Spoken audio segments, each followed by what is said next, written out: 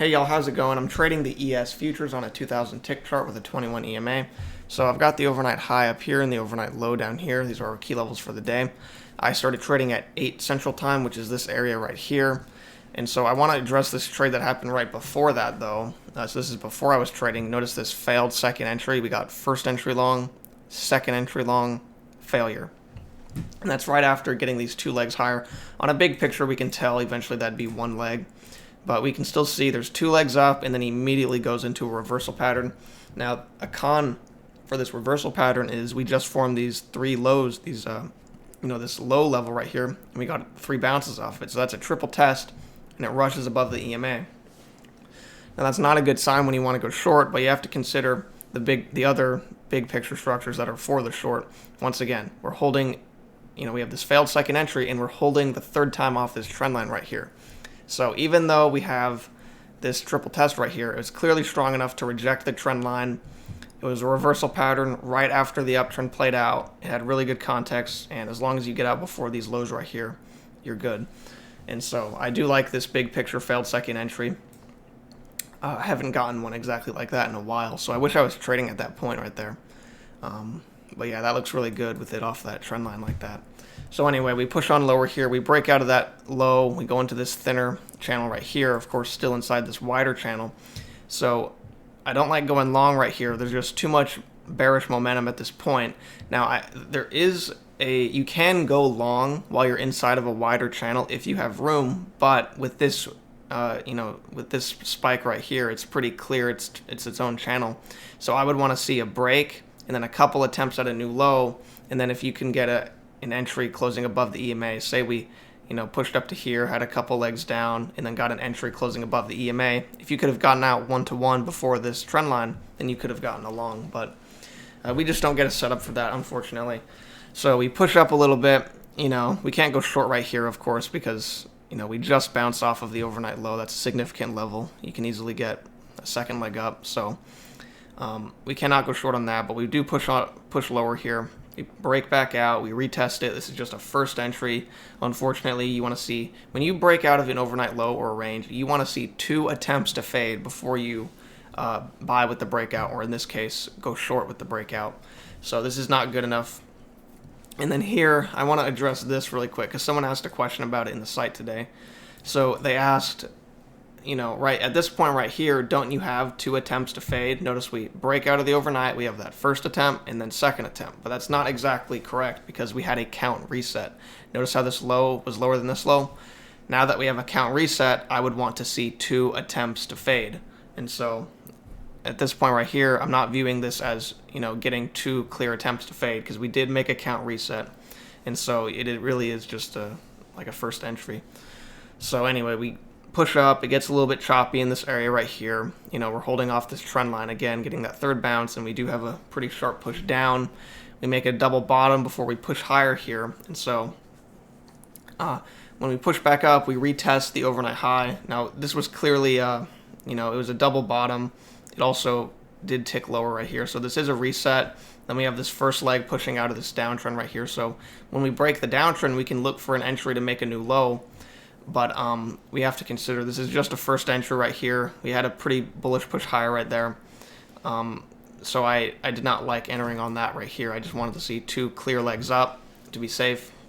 But, and then also, considering I wanted two legs up, I was also less okay with entering after one leg up into the EMA for another thing. And so anyway, we do bounce off that overnight low, so we retest it, we push lower here, we continue this range, it stays within it, we bounce up. At this point right here, we can't go long. It's just a first entry right after retesting a major level, so you would absolutely need a second leg down. And I was very tempted to go long on this green bar right here.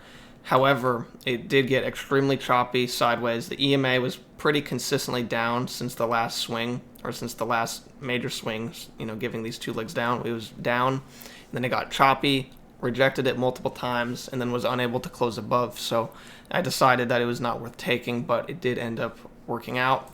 So we push up, we get a couple attempts higher right here. It starts getting really choppy in this area right here, and then we don't get a good bar off the, I wanted it to retest the overnight high, which it ended up, fitting on this, smaller range pretty well.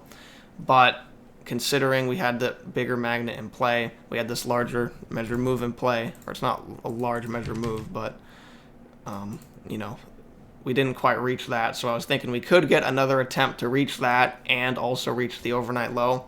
So I avoided this, and then by the time we got this lower high, it's just way too choppy, bad looking. So I did not take anything in this whole range right here, but then we finally got a clear entry down here. We broke out of the range, we pushed down, and then here we get 2 attempts higher. So it does make a double bottom right there, but we can still clearly tell it's 2 legs. It didn't, completely make a reset or anything. So we have 2 attempts higher, and now there is a problem with this short right here. So not only is it above the EMA, and it's also had a little rejection of the EMA at the end, it's also in this STT. And so what I did was I waited for this red bar right here. It closed out, it ticked lower, I got in with a limit order, and then I still have plenty of room to get out at the lows. So considering we had this larger measured move down in play, along with the bearish bias, and once again 2 attempts higher, I liked this short right here just to ride it to the other end of the structure. So small trade, but definitely a great looking one. So we pushed lower here, we reached that measured move, and so you can see right here I drew this wider channel, and as we met that measured move, we overshot the original place I had the low of the channel. So as we overshot, we met that measured move, it got choppy, and then here, we make this new low, we push up, we have a spike higher. Now when you come off one side of a channel, it's very similar to range rules. When you come off one side, you can expect price to make 2 attempts to reach the other side. So say I want to go short with this channel here. I would want to see, or I would need to see, 2 attempts to reach the other side of the channel before I continue short. Now, in order to go short in this channel, we don't have to reach the other side of it. We can go short on some kind of entry, pushing somewhere in the middle, but we do need 2 attempts to reach the other side. Otherwise, it's basically just like entering on a first entry. Now, these key levels are important. So I'm going to compare that to range rules. When you come off one side of a range, you can expect price to attempt to reach the other side. So if you're coming off the highs, you're going to be looking to go short until you reach the lows, or until you get 2 attempts to reach the lows. So if you come off the highs and you get a leg down, a break, and then say another measured leg down, that's 2 attempts to reach the other side. It's much more likely to reverse higher at that point. And so it's the same thing with trends. Of course, trends have a bias, and even though we have a down bias, you still do need 2 attempts. Otherwise, you could very easily get trapped, especially after an overshoot like this and a measured move being met. Price reverses after major measured moves like this. So it's not surprising we got that decent spike up right there.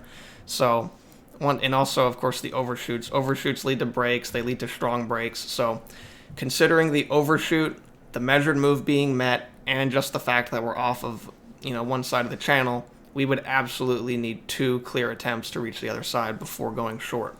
And so also, with that being said, you can look for a reversal higher as well. You can look for a long to make the second leg at to the other side. Now, even though we're in a downtrend right here, once again, we are at a major measured move, very likely to reverse. And as long as you keep it within this trend line, because you can't confirm it's going to break out for sure, even though you have all these reversal reasons to for a reversal. It doesn't confirm, it doesn't mean if it's for sure going to break out, so you still have to keep it within, but you can absolutely go long to make the second attempt at reaching the other side. So anyway, I hope I didn't go on that for too long. I'm just trying to be clear. But anyway, we push on lower here, and after we bounced up, I did extend this trend line to see how it ends up holding, and it held okay. It did kind of overshoot again, but even though it is kind of recovering here and it's holding better, we still did have an overshoot. That is a sign that price is oversold, because overshoots indicate oversold and overbought. Because if you're in a downtrend and it just pushes way out of it, then that's sign of oversold. To me, that's kind of that should be kind of clear. But anyway, so after we push up here, we get this clear failed second entry. It's a big picture failed second entry. coming off the lows, and once again, like I said, you want to see 2 attempts to reach the other side. Now, with this leg here, we have a much bigger attempt than over here, but we can still expect a second attempt similar in size to the first attempt. So we push off of it, we have this clear, uptrend right here, 2-legged break, and it's clearly a failed second entry. First entry short, second entry short, failure, closing above the EMA, you have these perfect measured legs down, and that's like a really great looking entry. Even though we had that double top right here, this is a very strong looking reversal. Once again, after the overshoot, even though we pushed past this measured move right here, we can still expect a reversal from it, especially given this large, this strong measured move we were given upward. And so I liked this. I didn't mind pushing it a few ticks above. It's within this larger channel. But I do want to mention, when you take a trade like this and it's inside of a wider channel, even if there was a lot more room, like say that I had the range room all the way up to here, I would still just go for 1-to-1, to be safe, because it is still technically counter trend trading, except once again, you can expect a reversal, so it's a bit different. But you do still gotta watch your targets and not go for anything too crazy, expecting too big of targets. But anyway, we do push on higher here, so we get 2 clear legs up. We break the trend line, which is not surprising. Once again, we did have those overshoots. We push out, and then we get this small second entry long. It's not the best signal bar, but once again, it's a small second entry long right after 2 legs up. We didn't quite reach that measured move, but I would want to see reaching the trend line before breaking out of this downtrend, because when you get a break, you can expect price to attempt to make a new low. Now, I want to mention price action levels. Like I say, they get larger as more time goes on. When you first break out, you're going to get a couple of smaller attempts at a new low, and as you continue getting further and further out, you're likely to get larger attempts. Like we can still get, a couple of major attempts lower here, specifically for this downtrend break. But yeah, so I would just want to see reaching this trend line right here. Then when we do reach this trend line, I don't like how we made this reset. I was kind of hoping that this breakout would have been a little bit bigger, and then we could have gotten 2 clear legs down to the key entry point. But considering it's blocked by this STT and it made a reset, and so it's basically just a first entry. And once again, I will address this tick higher. We can see first entry long, second entry long. I don't care about each tick higher, wick higher. I care about structure breaks. To me, I just see, a new count, first entry, 1 leg down.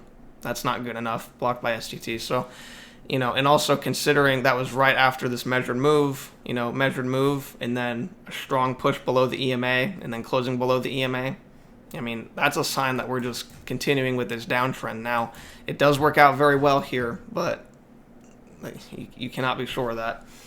Unfortunately, we don't get a clear entry on that, but we push out of here.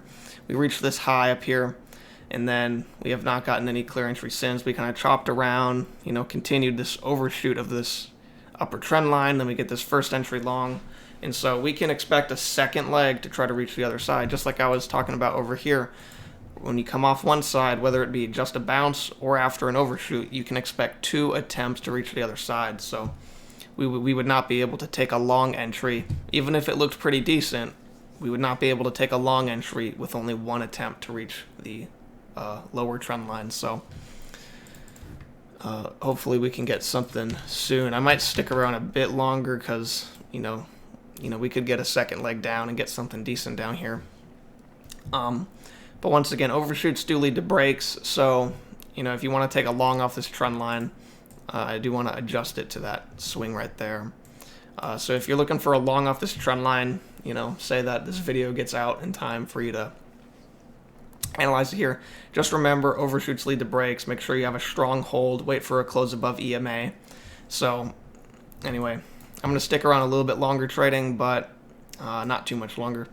So anyway, thanks for watching. I hope this video helped out in some way, and I'll see you next time.